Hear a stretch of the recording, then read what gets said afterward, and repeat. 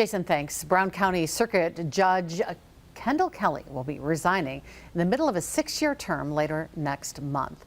The resignation was announced by Governor Tony Evers, who is currently accepting applications to serve as Branch 4 judge when Kelly resigns on August 2nd. The appointee will serve until July 31st of next year and then must run in the next spring election to earn a full 6-year term.